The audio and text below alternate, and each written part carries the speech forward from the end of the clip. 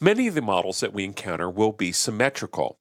Now, typically, when you're modeling a symmetrical model, you only need to model half of it and then have the other half follow along. Now, we can do this using the Maya modeling tools, such as reflection in the move and rotate and scale tools, but we also can use the mirror tools in Maya to add to our toolkit. So here I have a simple model here, and I've been modeling him in halves. So basically, he's split in half, and I've got him basically aligned along this center line. Now, if I want to create a second half to him, I can use the mirror tools. Now, before we do this, you want to make sure that this inside edge is pretty much flat. Now, one of the ways that I do that is I select all the vertices on the inside edge here, and then just scale them down in the direction that I'm going to mirror them. And that way, it kind of flattens them out. So I can then select my model and go Mesh, Mirror Geometry. Now let's take a look at some of the options here. Now the options are the mirror direction, X, Y, or Z. In this case, the model is going to be mirrored in X. And then do we want to merge the new mirrored copy with the original? Yes, I do. I want this all to be one model, not two.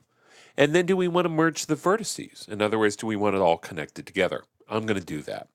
So let's go ahead and select Mirror.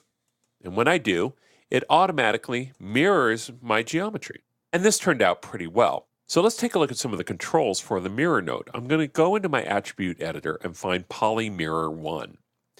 And you can see these are pretty much the same controls that we had when we originally created the mirror. Now we have our direction. Plus or minus X usually doesn't matter. If you're going to do Y or Z, you can also do that. And you can see how this really isn't working the way that we want. So let's go ahead and just put it back to X.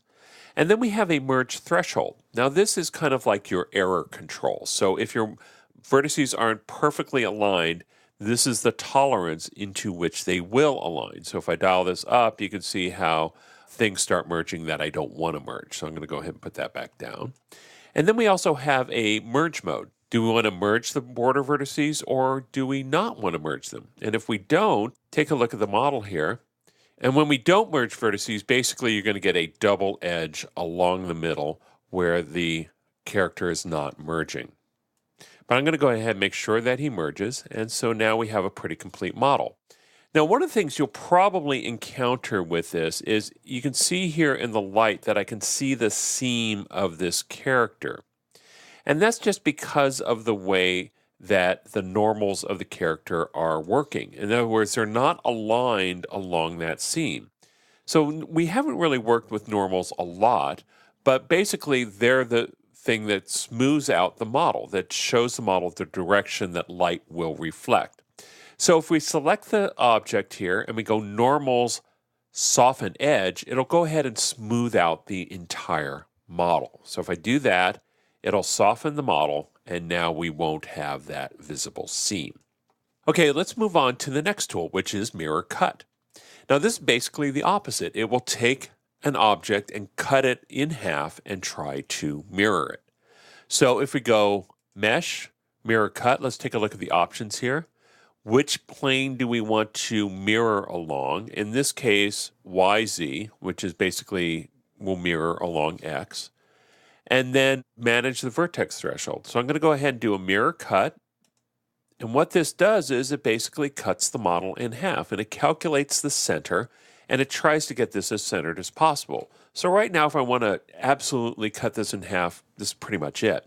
But this tool can be used for other purposes. You can actually select the plane and slide it. So I don't have to cut it exactly in half. I can also change the orientation of this. So if I want, I can rotate this to whatever angle I want. So basically, I can just use this as not just a mirror cut tool, but a more generic cut tool. So I can cut anything along any plane. When I'm done, just go back out to select mode, and you can see this. Now, if I select my model here, I can see that I've got an edge along the inside. Now, if I want, I can go back to my cut plane and move it, and again, I can cut the object. Now, this can also be used for things such as special effects if you want. But there's some of the tools that we have for working with symmetrical or mirrored models.